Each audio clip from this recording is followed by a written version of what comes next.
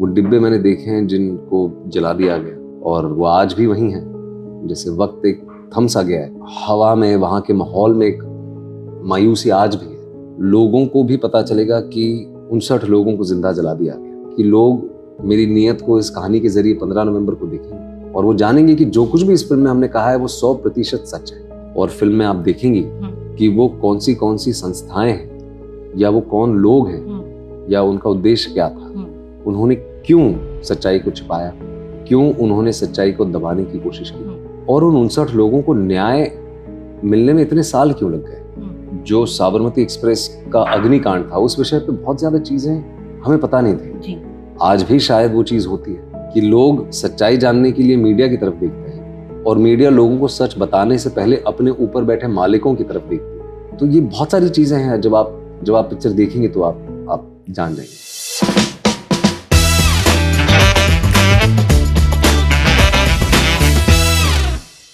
विक्रांत मैसी जी, आपका स्वागत है VTVGujarati.com पे। और गुजरात में कैसा रहा आपका गुजरात का टूर अभी तक का? अभी तक बहुत बढ़िया। ये सभी जानते हैं कि गुजरात मेरे घर जैसा है। मैं 2007 और 2008 में बड़ौदा में था, तो जब भी गुजरात आता हूँ तो पुराने दिन याद आते हैं और काफी अच्छा लगता है। तो आज प्रश्न मैं आपसे पूछूं या आप मुझसे पूछेंगे? क्योंकि जो आपकी फिल्म आ रही है द साबरमती रिपोर्ट, उसमें आप जर्नलिस्ट बने हो, तो अभी तक आप कैरेक्टर में हो, तो मुझे ऐसा लगा पूछ लेती हूँ कि आज आप हमसे प्रश्न पूछेंगे या फिर मैं अपना जॉब करूँ। आप लोग बहुत अच्छा काम करते हैं जी, और हमने तो सिर्फ अभिनय किया है जी, भूमिका निभाई है, लेकिन जो आप लोग करते हैं वो बहुत बेहतर है। तो सवाल आप ही मुझसे पूछिएगा, मैं जवाब देने में ज्यादा सक्षम हूँ। चलो सही है। तो जो आपकी फिल्म है साबरमती रिपोर्ट, वो गोधरा कांड पे बनी है।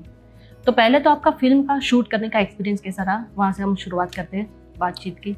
बहुत ही चैलेंजिंग था एक्चुअली, क्योंकि इतना सेंसिटिव टॉपिक है। और आपने ट्रेलर में देखा होगा कि हमने जो 27 फरवरी को घटना घटी थी जी, उसको हमने पूरा रिक्रिएट किया है जी। और ठीक उसी तरह से फिल्म में बहुत ऐसे मोड़ आए हैं जहाँ पे हमको चीज़ें रिक्रिएट करनी पड़ी हैं। बहुत ही चैलेंजिंग था, इमोशनली बहुत चैलेंजिंग था, काफ़ी ड्रेनिंग था जी। पर खुशी इस बात की कि एक अच्छी फिल्म है। फाइनली कुछ लोगों ने फिल्म देखी और उनको फिल्म बहुत पसंद आई है। तो उम्मीद ये है कि 15 नवंबर को जब सिनेमा घरों में फिल्म लगेगी तो लोगों को भी पसंद आएगी। पक्का जाएंगे सब देखने। आप प्लीज देखिएगा जाके आप। तो जब ये घटना हुई थी गोधरा कांड की, तब आप मतलब 2002 में हुई थी, तो आप बड़े छोटे होंगे जी। तब की आपकी मेमोरी क्या है उस चीज को लेके, कि क्या सोचा था, क्या सुना था आपने उस बारे में? जी, सुनने में तो बहुत चीजें आई थी, लेकिन दुर्भाग्यवश जो साबरमती एक्सप्रेस का अग्निकांड था उस विषय पे बहुत ज्यादा चीजें हमें पता नहीं थी जी। क्योंकि 28 फरवरी से जो दंगे हुए, दुर्भाग्यवश वो भी उन चीजों पे ज्यादा चर्चा थी। छोटे थे, जैसे आपने कहा 15-16 साल का था, तो घर पे जब भी न्यूज चलती थी और जब मैं और मेरा भाई हम घर पे होते थे तो घर वाले चैनल बदलते थे, क्योंकि जाहिर सी बात है बच्चों को, जो पेरेंट्स होते हैं वो इन चीज़ों से ज़्यादा एक्सपोज नहीं करते, उनको प्रोटेक्ट करके रखते हैं। वो जैसे जैसे उम्र बढ़ी, देश बदला, राजनीति बदली, चीज़ों को एक समझने की उम्र में जब पहुंचे तो तब भी क्लैरिटी नहीं थी, क्योंकि इतने सारे वर्जन्स थे, इतनी सारी थियरीज थी। लेकिन फाइनली आप कह सकते हैं, अंग्रेजी में जैसे कहते हैं इन हाइंडसाइट, 22 साल बाद जब ये फिल्म करने का मौका मिला पिछले साल, तो स्क्रिप्ट के साथ साथ जो रिसर्च मटेरियल आया वो पढ़ा, फिर इंटरनेट का इस्तेमाल किया और चीज़ों को समझा। तो काफ़ी डिस्टर्बिंग इवेंट रहा है। जैसे मैंने कहा कि हमारे सांस्कृतिक ताने बाने को इस एक पूरी दुर्घटना ने बदल दिया, पूरी राजनीति को बदल दिया। और उम्मीद है कि ये जब फिल्म आएगी 15 नवंबर को सिनेमा घरों में, तो लोगों के भी देखने का नजरिया बदलेगा। लोगों को भी पता चलेगा कि अनफॉर्चुनेटली 59 लोगों को जिंदा जला दिया गया और उनको सिर्फ आंकड़ों के तौर पे हमने आजीवन याद रखा है, उनको हमने कभी याद नहीं किया। तो एकता कपूर जो हमारी निर्माता हैं इस फिल्म की, हम सब जो इस फिल्म से जुड़े हैं, हमारा यही प्रयास है कि उन 59 लोगों को एक क्लोजर मिले, एक जस्टिस मिले। और मीडिया का क्या रोल था उस दौरान? जो आपकी मेन स्ट्रीम मीडिया थी, खासतौर पे अंग्रेजी मीडिया जो थी, उनका क्या योगदान था? उन्होंने क्या इस घटना को वाकई वैसे बताया जैसे वो घटी थी? तो ये बहुत सारी चीजें हैं, जब आप पिक्चर देखेंगे तो आप जान जाएंगे। सही है। तो जो ये दंगे हुए थे, आपने तो पूरी फिल्म की है, पूरा रिसर्च पढ़ा है आपने, तो क्यों हुए थे और किसने करवाए थे, वो भी तो आपको थोड़ा ऐसे रिसर्च में सामने आया होगा, तो उस पर आप कुछ अगर कहना चाहो तो। जी देखिए, मैं उस विषय पे कुछ कहना नहीं चाहता, क्योंकि उस विषय पे बहुत लोग कह चुके हैं, बहुत सारी फिल्में बन चुकी हैं। थियरी तो उसको भी लेके बहुत सारी है, बहुत सारी थियरीज हैं, बहुत सारी फिल्में बन चुकी हैं जी, बहुत सारी डॉक्यूमेंट्रियां बन चुकी हैं, लेकिन हमारा एकटक उद्देश्य ये फिल्म द साबरमती रिपोर्ट बनाने का ये था कि इतनी सारी बातें दंगों पे, उन सारी थियरीज पे, उन मासूमों की जान जो चली गई उन पे हुई, लेकिन यहाँ भी 59 मासूमों की जान गई। उस विषय पे किसी ने बात नहीं की। हाँ। जैसे मैंने कहा, वो सिर्फ आंकड़े बन के रह गए। हाँ, वो एक स्टैटिस्टिक थे। तो हमने सिर्फ और स्पेसिफिकली द साबरमती रिपोर्ट पे बात की। अच्छा जी। तो मतलब आप उसके पहले गोधरा गए थे, या फिर फिल्म आपके डिसाइड हुआ उसके बाद आपने गोधरा की मुलाकात ली है, वो जगह देखी है जहाँ पे ये इंसिडेंट हुआ? जी। तो वो जगह तो नहीं, वो ट्रैक पे तो नहीं, लेकिन वो डिब्बे मैंने देखे। अच्छा। वो डिब्बे मैंने देखे हैं जिनको जला दिया गया, और वो आज भी वही हैं। जैसे वक्त एक थम सा गया है, एक हवा में, वहां के माहौल में एक मायूसी आज भी है। तो अगर आपको कभी मौका मिले, आप गोधरा जाएं, तो आपको 2 डिब्बे वहां मिलेंगे। तो मतलब वो यादें कैसी रहती है वहां पे देख के? आपको क्या पहला थॉट आता है कि बहुत ही जैसे मैंने कहा, बहुत ही दुर्भाग्यवश इवेंट था। एक टेंस फीलिंग होती है, काफी नर्वसनेस होती है, और इमीडिएटली वो इवेंट याद आ जाता है। तो जैसे मैंने कहा कि हवा में वो मायूसी है, आज भी ऐसा लगता है कि वक्त थम सा गया है वहां पे, तो अच्छा नहीं लगता। तो ठीक है, आपने इस फिल्म में जर्नलिस्ट का रोल निभाया है, तो पहले तो कैसा लगा हमारा जॉब करके आपको, कि कैसा एक्सपीरियंस रहा आपका? बहुत ही मुश्किल जॉब होता है आपका। जैसे मैंने कहा कि आसान नहीं है, लेकिन विद ऑल ड्यू रिस्पेक्ट, ये जो आपके इन्वेस्टिगेटिव जर्नलिस्ट होते हैं, जो क्रिमिनल इन्वेस्टिगेशन करते हैं, जो मौका वारदात पे होते हैं, क्या हम एंटरटेनमेंट वालों की लाइफ थोड़ी अच्छी चलती है? जैसे आज हम 5 स्टार में बैठे हैं, एसी चल रहा है, बढ़िया से चर्चा कर रहे हैं, लेकिन ये जो इन्वेस्टिगेटिव जर्नलिस्ट होते हैं, उनका जीवन बड़ा कठिन होता है। धूप हो, दिन हो या रात हो, आंधी हो या तूफान हो, उनको ग्राउंड पे जाके, फील्ड पे रह के रिपोर्ट करना ही होता है। और अनफॉर्चुनेटली ये भी एक चीज मैंने देखी है कि जो इन्वेस्टिगेटिव जर्नलिस्ट होते हैं, और खास तौर पे रीजनल मीडिया वाले, उनको उनका ड्यू आज तक नहीं मिला है। हाँ। सभी लोग, खास तौर पे क्योंकि हमें इतना बड़ा कॉलोनियल हैंगओवर है कि इंग्लिश वाले जो कहेंगे वही सच है।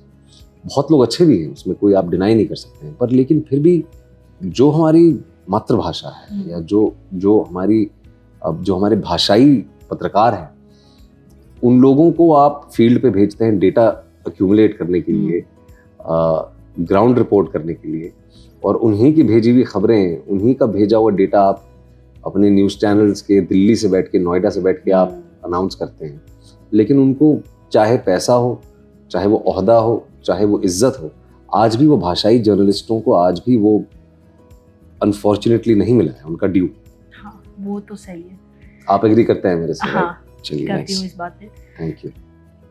तो आपने जो जर्नलिस्ट का रोल निभाया, आपको भी पता है फिल्म में आपने दर्शाया है ये चीज़ कि कभी कभी ऐसा होता है कि न्यूज़ जो है वो पूरी तरीके से नहीं दिखाई जाती, कभी कभी छुपाई जाती है, कभी कभी थोड़ा ट्विस्ट कर देते हैं उनको। तो ऐसा क्यों होता है?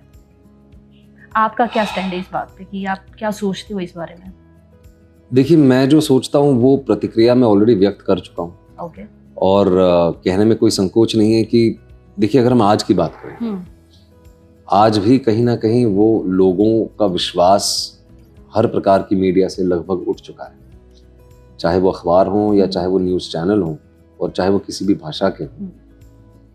वो जो ट्विस्ट कर देते हैं, वो जो सेंसेशनलाइज कर देते हैं, टीआरपी के लिए करते हैं या रेलेवेंस के लिए करते हैं, स्पॉन्सर्स के लिए उसमें ऐसा होता है कि मीडिया ऐसा हर वक्त नहीं चाहते कि सही न्यूज़ ना पहुंचे, पर उसके पीछे कई लोग ऐसा होते हैं। तो आपको क्या लगता है कि आपने भी जर्नलिस्ट का रोल निभाया है, तो आपने कुछ दर्शाया है मूवी में? बिल्कुल बिल्कुल बिल्कुल। जैसे मैंने कहा कि ये मीडिया का क्या रोल था 2002 से लेकर 2012 तक, उस पीरियड में मीडिया का बहुत अहम हिस्सा था, बहुत अहम रोल था। तो फिल्म में आप देखेंगी कि क्यों कुछ लोग होते हैं जो पोजीशन ऑफ पावर पे होते हैं, वो सच को दबाना चाहते हैं। आज भी शायद वो चीज होती है। ऐसा सुन के तो लगता है, सोशल मीडिया के जरिए ये तो पता चलता है कि कई बार, और आज बहुत ही टॉक्सिक हो गया माहौल सोशल मीडिया के कारण भी। वो एक बहुत बड़ा कारण है।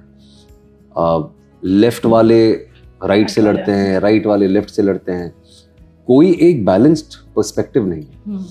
आज अगर आप न्यूज़ रात को 8 बजे के बाद अगर खोल के बैठेंगी तो शोर ज्यादा है, समाचार और सूचना कम है। टीआरपी के लिए सभी लड़ रहे हैं, सभी नंबर 1 है। आप सभी चैनल को खोल के देखिएगा, सब पे लिखा होगा वो नंबर 1 है। ये कैसे हो सकता है? तो एक बिजनेस है, पर क्योंकि वो हमारी डेमोक्रेसी का चौथा पिलर है, आज एक आम जनता की आंखें हैं, कान है, तो हमारा रिलायंस बहुत है मीडिया पे। सो उम्मीद ये है कि चीज़ें ठीक हों। बहुत से लोगों को मैं जानता हूं जिन्होंने टीवी न्यूज़ देखना बंद कर दिया है क्योंकि वो शोर बहुत ज़्यादा है, घरों के माहौल ख़राब हुए हैं, रिश्ते ख़राब हुए हैं। तो और कारण तो बहुत हैं, वो हमने फिल्म में बताया है, तो आप देखेंगे, आप जानेंगी। तो मतलब आपने वो भी दर्शाया है कि मीडिया के पीछे के जो लोग हैं जी, जो उनको हैंडल भी कभी कभी करते हैं, सर हमने भी सुना है जी। तो वो भी क्या फिल्म में दर्शाया है आपने? मेरी फिल्म का डायलॉग है एक जी, कि लोग सच्चाई जानने के लिए मीडिया की तरफ देखते हैं जी, और मीडिया लोगों को सच बताने से पहले अपने ऊपर बैठे मालिकों की तरफ देखती है। तो मेरे ख्याल से ये काफी है समझने के लिए कि हमारा पॉइंट ऑफ व्यू इस फिल्म के जरिए क्या है। हाँ, वो तो है। तो अभी जैसे न्यूज़ आपने बोला कि टीवी चैनल देखना बंद कर दिया लोगों ने, लोग सोशल मीडिया पे ज़्यादा न्यूज़ पढ़ने लगे जी। तो सोशल मीडिया में कभी ट्रेंड भी चल रहा है कि जैसे भी किसी एक्टर की मूवी आने वाली हो तो उनको ट्रोल करना स्टार्ट करते हैं, उनकी पुराने इंटरव्यू वगैरह निकाल के, क्लिप निकाल के वायरल करते हैं। तो ऐसे शायद आपके भी ट्वीट है मेरे साथ ऐसा अमूमन होता है। हाँ जी। तो आप ट्रोलर्स को क्या बोलना चाहेंगे? मैं कुछ नहीं कहना चाहूँगा। अफेक्ट करता है आपको ये सारे ट्रोलर्स आपके ऊपर? देखिए, अब इतना नहीं करता, पहले बहुत करता था। अभी जिन प्लेटफॉर्म्स पे वो ट्रोलिंग होती है मेरी, वो मेरे फोन में है ही नहीं। अच्छा, तो मेरे पास है ही नहीं। ट्विटर नहीं है आपके पास? मेरे पास एक्स, ट्विटर जो था एक्स हो गया है, एक्स है ही नहीं मेरे पास। एक्स आपका एक्स हो गया? एक्स मेरा एक्स हो गया है। ना मेरे पास रेडिट है, मैं सिर्फ इंस्टाग्राम पे हूँ, वो मुझे पसंद है ऐप। तो पहले बहुत फर्क पड़ता था। और रहा सवाल ट्रोलिंग का, तो जैसे मैंने कहा कि हमें कहीं ना कहीं एक आत्मचिंतन करने की जरूरत है। आज ऐसा दौर आ गया है कि भले ही हम दोनों की पॉलिटिकल आइडियोलॉजीज अलग हों, लेकिन एक वक्त था जब हम तब दोस्ती तब भी निभा पाते थे, एक साथ बैठ के एक ही थाली में खा पाते थे। लेकिन आज हमारे पॉलिटिकल आइडियोलॉजीज ने इतना डोमिनेट कर दिया है रिश्तों को कि हम 2 मिनट भी अच्छे से बात नहीं कर पाते। हाँ। एक बैलेंस ऑफ पर्सपेक्टिव जो है। लास्टली मैं इतना कहूंगा कि हम हमेशा ये कहते हैं कि अच्छा खाइए, योगा करिए, एक मेंटल बैलेंस के लिए, बैलेंस्ड लाइफ जीने के लिए, मेंटल बैलेंस के लिए सही किताबें पढ़िए, ध्यान करिए, मेडिटेशन करिए। मेरा ये मानना है कि ये सारी चीजें तो बहुत जरूरी है, लेकिन बैलेंस ऑफ पर्सपेक्टिव क्या है? आज बैलेंस ऑफ पर्सपेक्टिव नहीं। आज मुझे पता है कि साबरमती रिपोर्ट के लिए मेरी बहुत ट्रोलिंग हो रही है, मुझ पर बहुत सवाल उठाए जा रहे हैं, लेकिन मुझे उम्मीद है कि लोग मेरी नीयत को इस कहानी के जरिए 15 नवंबर को देखेंगे और वो जानेंगे कि जो कुछ भी इस फिल्म में हमने कहा है वो 100% सच है। इंटरनेट का इस्तेमाल तो सभी करते हैं, लेकिन सही तरीके से अगर करें, अगर वो जाके देखें कि दी ऑनरेबल सुप्रीम कोर्ट जो है हमारे देश का, उनकी क्या प्रतिक्रिया है, तो अगर आप आज बैठ के सुप्रीम कोर्ट पे भी विश्वास नहीं करते हैं तो फिर तो गड़बड़ है। एक आपके ट्रेलर में एक डायलॉग है कि रोटियां बहुतों ने सेकी है जो आग लगी थी उसमें, तो आपको क्या लगता है किन लोगों ने रोटियां सेकी, क्या वो भी दिखाया गया है मूवी में? देखिए, मेरा व्यक्तिगत पॉइंट ऑफ व्यू क्या है उसको तो मैं रहने ही दूंगा, क्योंकि हम जैसे ट्रोलिंग की बात कर रहे हैं, मैं दोबारा वो चीज को आमंत्रित नहीं करना चाहता अपने जीवन में, लेकिन फिल्म में जरूर हमने इस बारे में बात की है। और फिल्म में आप देखेंगी कि वो कौन सी संस्थाएं हैं या वो कौन लोग हैं या उनका उद्देश्य क्या था, उन्होंने क्यों सच्चाई को छिपाया, क्यों उन्होंने सच्चाई को दबाने की कोशिश की, और उन 59 लोगों को न्याय मिलने में इतने साल क्यों लग गए। ये फिल्म का हिस्सा है, तो मैं ये जवाब देके वो फिल्म से उसका चाम नहीं खींचना चाहता। एक और डायलॉग भी है कि बच्चे बच्चे एक दिन पूछेंगे इसका जवाब, तो क्या फिल्म के माध्यम से उनको जवाब मिल जाएगा, उनको सच्चाई दिख जाएगी क्या? उम्मीद है। ओके, उम्मीद है, क्योंकि देखिए ये हम सब जानते हैं कि सिनेमा एक बहुत इन्फ्लुएंशियल मीडियम है। हाँ। समाज और सिनेमा हमेशा एक दूसरे के साथ साथ पैरेलली चला है। ये एक बहुत इंपॉर्टेंट कहानी है। अब देखिए 22 साल बीत चुके हैं, लेकिन 22 साल बाद भी इंपॉर्टेंट कहानी है। तो इतना वक्त क्यों लग गया? मेरा प्रश्न अभी भी, क्या ये प्रश्न इसमें भी दिखाया गया है मूवी में कि इतना वक्त क्यों लग गया जस्टिस मिलने में, ये बात बाहर आने में? देखिए, फिल्म में इसकी चर्चा जरूर है, लेकिन अगर आप मुझसे पूछें कि सिनेमा में किसी ने फिल्म क्यों नहीं बनाई या किसी ने डॉक्यूमेंट्री क्यों नहीं बनाई, उसका जवाब मेरे पास नहीं है। मैं खुद थोड़ा सरप्राइज्ड हूँ। पर जब मेरे पास ये, जैसे आप जानती है, मौका आया तो हम सब ने मिलकर ये कहानी बना दी। तो फोकस मेरा अब यही है कि इस कहानी के जरिए लोगों को वो सच पता चले जो उनसे छिपाया गया इतने साल। अब दूसरों ने ये कहानी क्यों नहीं कही, उनके लिए मैं बात नहीं करना चाहता। यही हम खत्म करते हैं। थैंक यू जी। Thank you. बहुत अच्छा लगा आपसे बात करके।